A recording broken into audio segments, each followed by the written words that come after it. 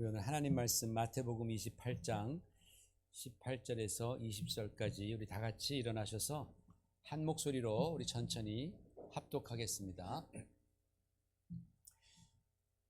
시작.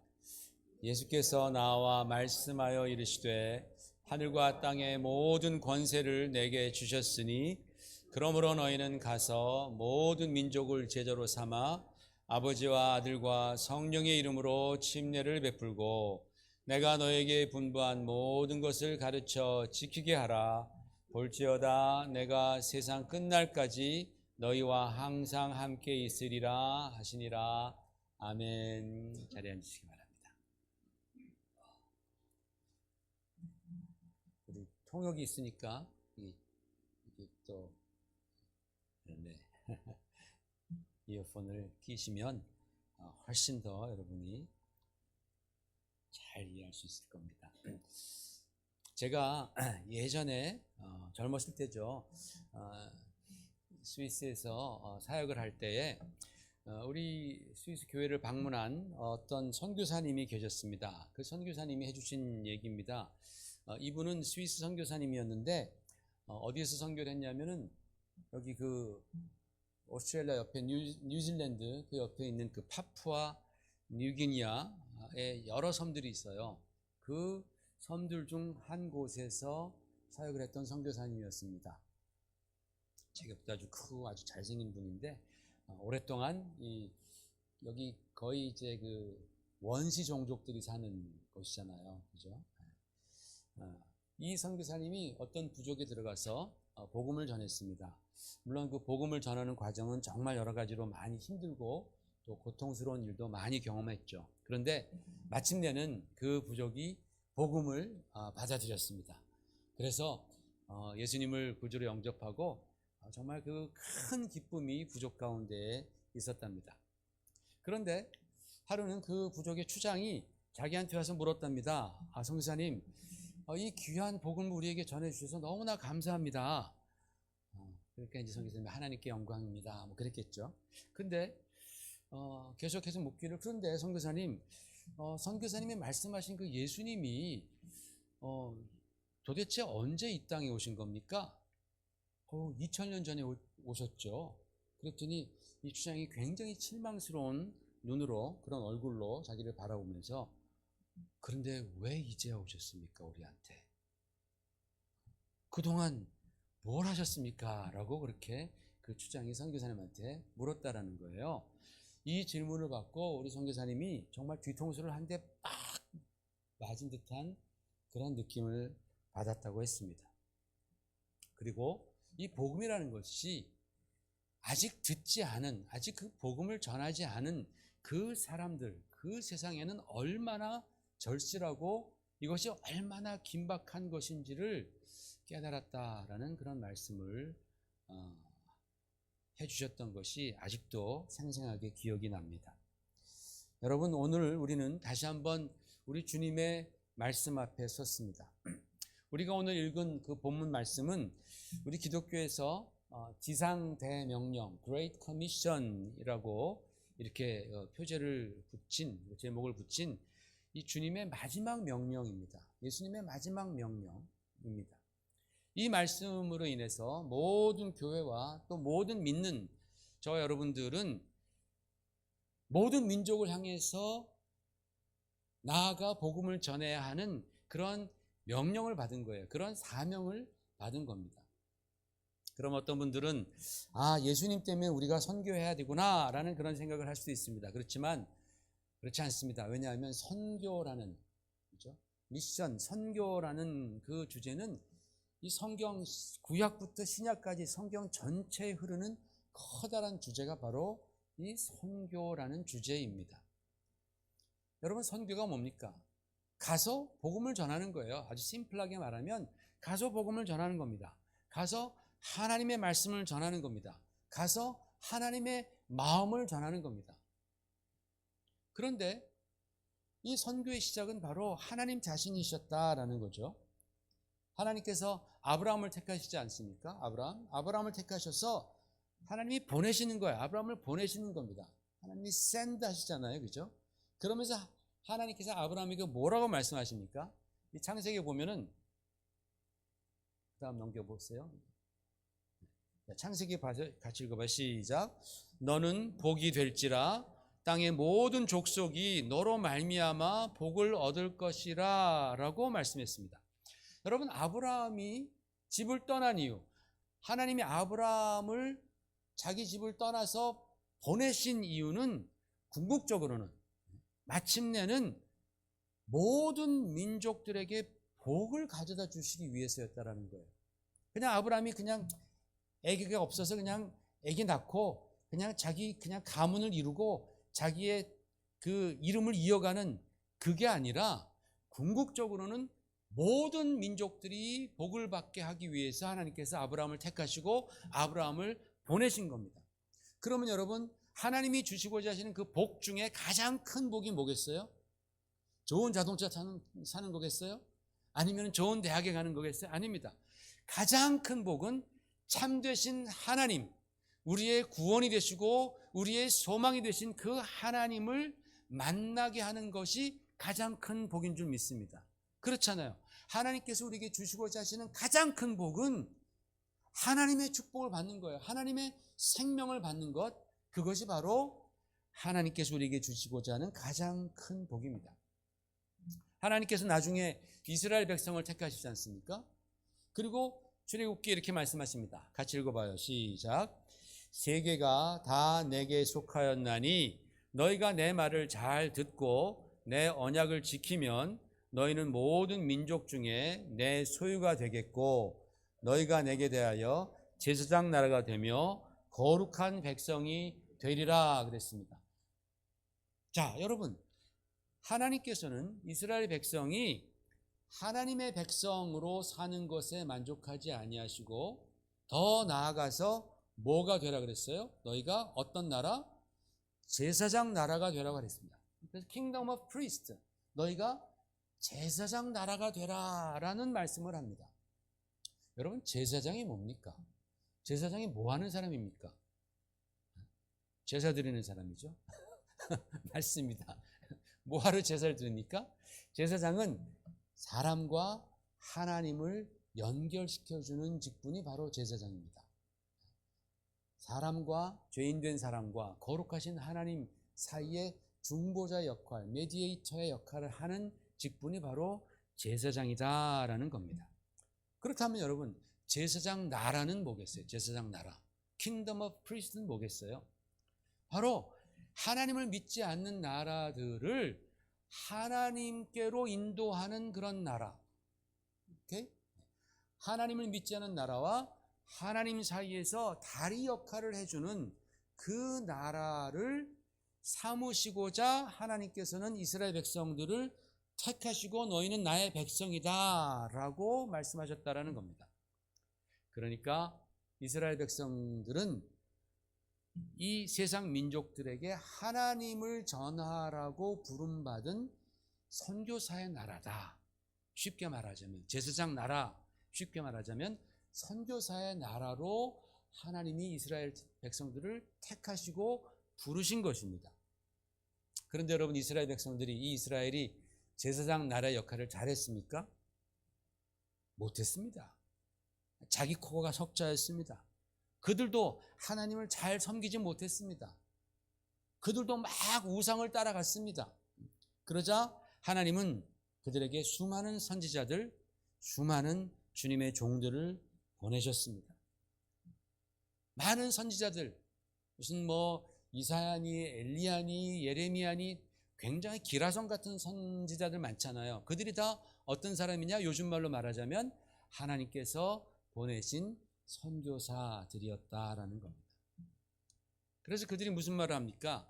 이스라엘 백성들한테, 야, 너네들 하나님께서 제사장 나라로 그렇게 택해 주시고 제사장 나라의 일을 하라고 하셨는데 너네 지금 꼴이 뭐냐 이게.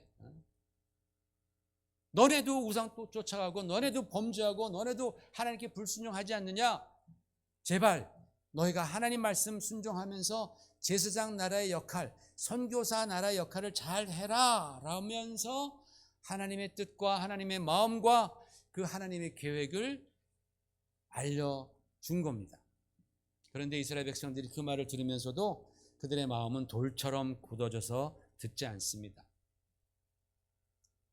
주님께서, 하나님께서 마침내 누굴 보내십니까? 하나님의 아들 예수님을 이 땅에 보내주셨습니다. 예수님께서 친히 선교사가 되어서 이 땅에 오신 겁니다. 하나님이 보내신 겁니다. 하나님이 그의 아들을 샌드 하신 거죠. 보내신 것입니다. 마치 우리가 선교사를 보내는 것처럼 어두운 세상 가운데에 하나님께서 그의 아들을, 빛 되신 아들을 보내주신 것이죠. 그러니까 예수님께서는 이 땅에 선교사로 오시기 위해서, 하나님 아버지의 그 말씀에 순종하기 위해서 예수님은 자기를 낮추시죠. 겸손하게 낮추시고 이 땅에 오셔서 우리 같은 죄인들과 함께 계시면서 그런 말씀과 당신의 그런 삶을 통해서 그 하나님의 사랑과 하나님의 자비하심과 또 하나님의 능력과 하나님의 계획들을 예수님이 다 알려주시는 거예요. 선교사로 오셔서 이 땅에 아버지 하나님의 마음을 우리에게 다 전해주시는 거예요. 그러시고 마침내는 십자가에서 자신을 희생시켜 주셔서 우리 죄인들에게 큰 구원을 이루어 주셨습니다. 그래서 여러분, 하나님의 선교에 있어서 그 절정, 그 클라이맥스는 바로 예수님의 십자가의 죽음과 부활입니다. 그렇게 예수님께서 죽음에서 부활하시고 하늘로 승천하시기 전에 제자들에게 주신 말씀이 있죠. 우리 너무나 잘 아시는 사도행전 말씀입니다. 자, 시작.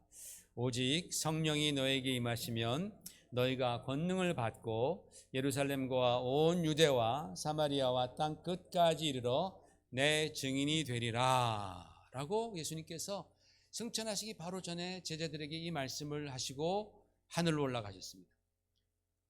제자들과 함께 모였던 그런 많은 성도들이 이 말씀을 붙들고, 주님이 하신 이 말씀을 붙들고 합심해서 막 기도할 때에 주님께서 약속했던 성령이 임하셨습니다. 그리고 교회가 세워진 거예요. 성령이 임하시자 그들이 막 복음을 전할 때에 교회가 세워집니다.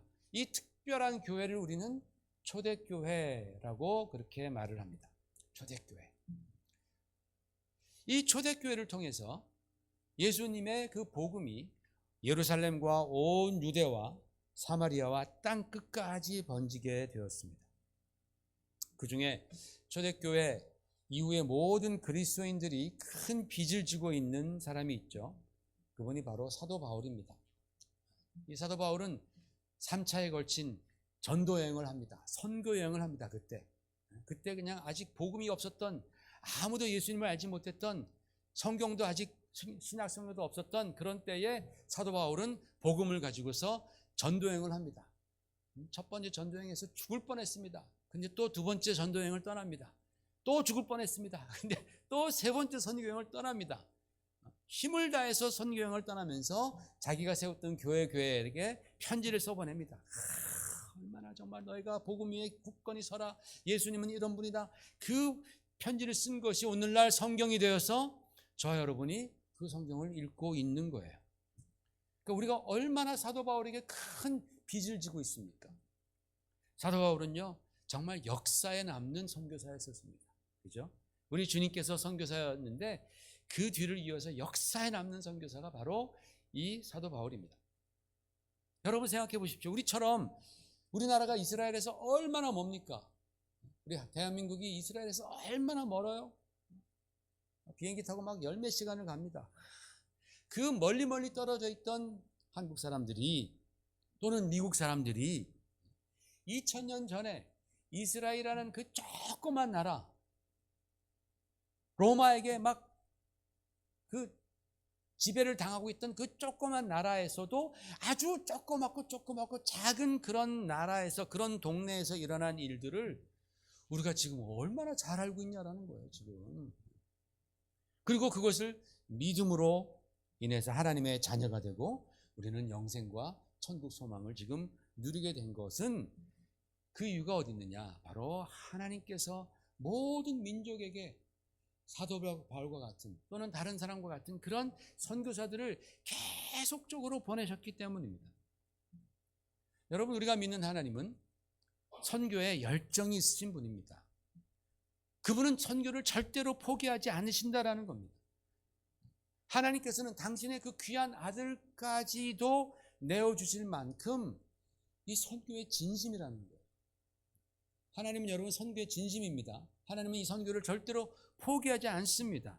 특별히 여러분 우리 대한민국은요, 선교사님들에게 복음의 큰 빚을 진 나라입니다. 한국에 가면은 서울 근교의 양화진이라는 곳에 양화진 선교사 묘가 있습니다. 선교사님들을 묻어놓은 곳입니다. 여기에 약 100명의 선교사와 그 가족들이 묻혀 있습니다. 여기 묻혀 있는 선교사님들은 1820년대에 그때 활동하신 24분의 선교사님과 그리고 그 이후에 1945년 우리나라가 해방을 맞기 전까지 활동하시던 선교사님들을 여기에 이제 모셔 놓았습니다. 여러분 생각해 보세요. 1890년대부터 1945년 하면 우리나라가 어떤 상황이었습니까? 우리 대한민국이 가장 힘들고 가장 앞이 안 보이고 가장 고통스럽고 가장 수치스럽고 가장 많은 모욕을 받았던 그런 때가 바로 이 1890년부터 1945년까지의 그 기간입니다. 그때까지 활동하셨던 선교사님들, 그 중에서 아펜젤로 선교사님 계시죠. 이분이 1885년에 20대 중반의 나이로 조선에 첫 발을 들입니다. 그러면서 그는 이렇게 기도했습니다. 주님, 우리는 부활절에 이곳에 도착했습니다.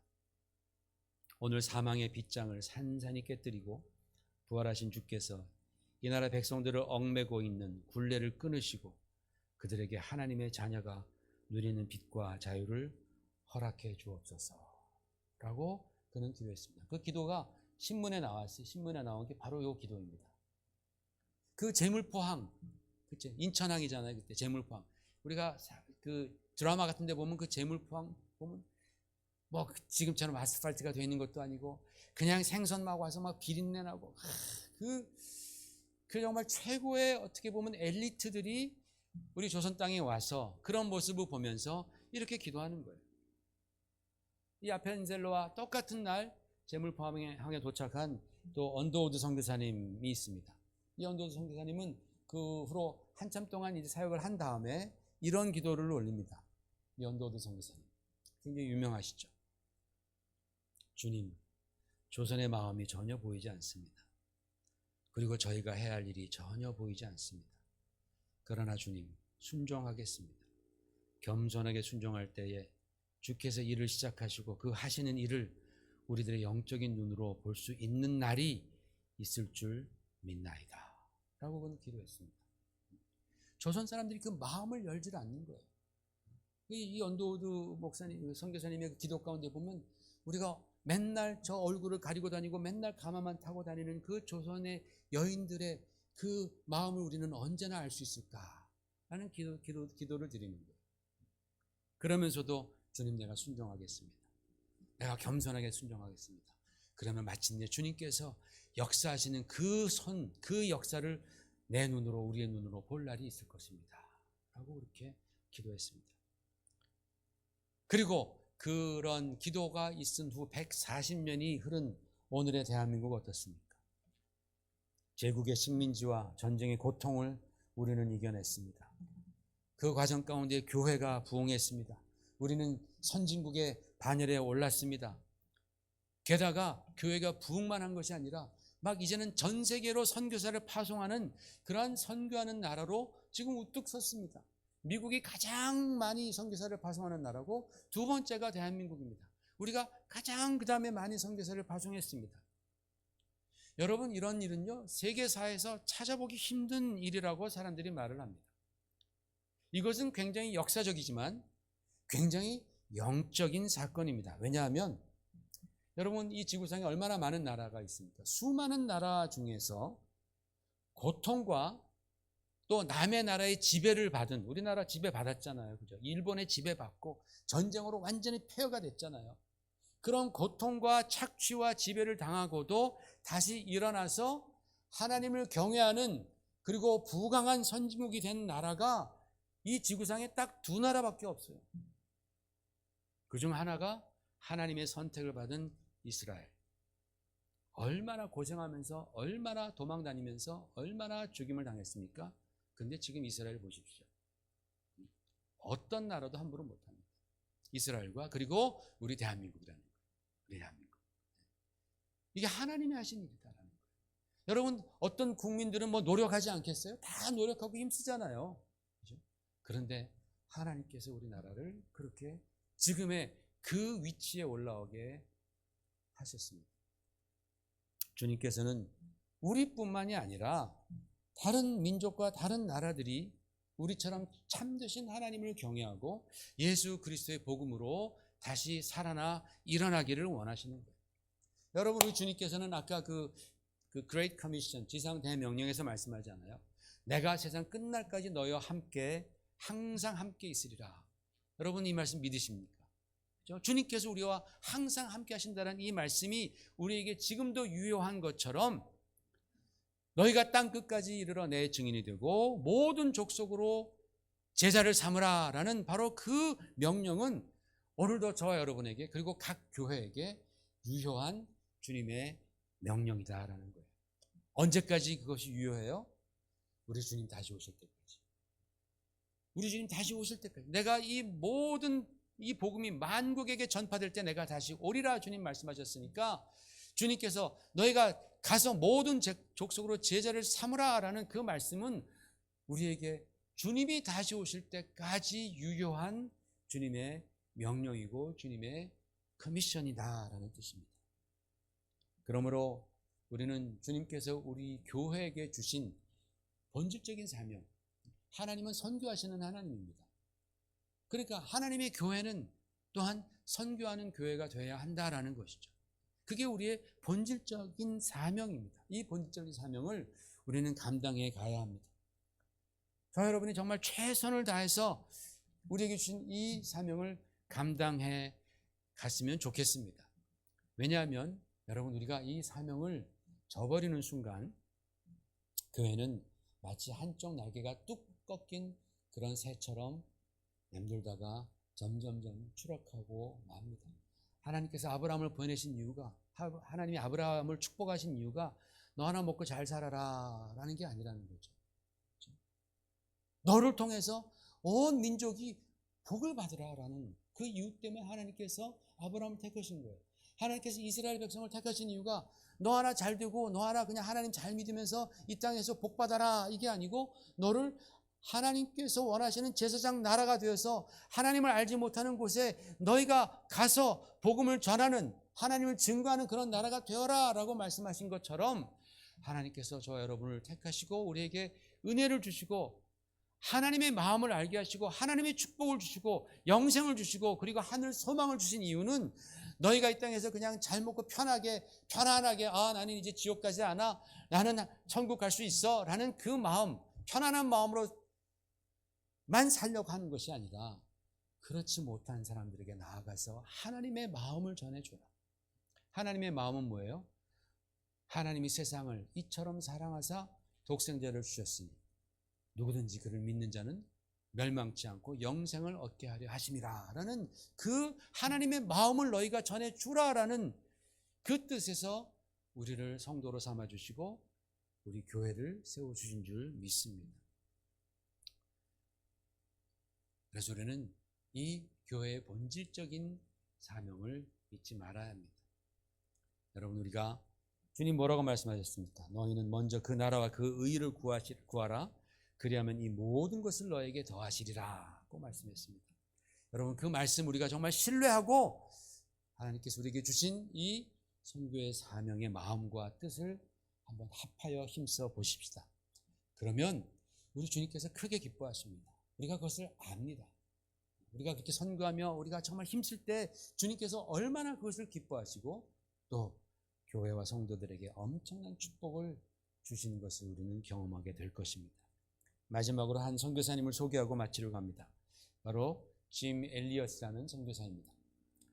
이분은 미국 선교사님입니다. 1956년에 에콰도르 아시죠? 남미 에콰도르의 아우카 인디언, 그들이 식인 인디언입니다. 그 아우카 인디언들에게 복음을 전하다가 29살의 젊은 나이에 죽음을 당합니다. 나중에 시체를 찾았을 때 그들의 그 가방 속에는 총이 있었습니다. 근데 총을 사용하지 않습니다. 왜? 내가 총을 사용했을 때 그들에게 내가 죽은 다음에 들어갈 선교사님들의 복음을 그들이 받지 않을 것이기 때문에 그들은 총을 사용하지 않고 죽었습니다.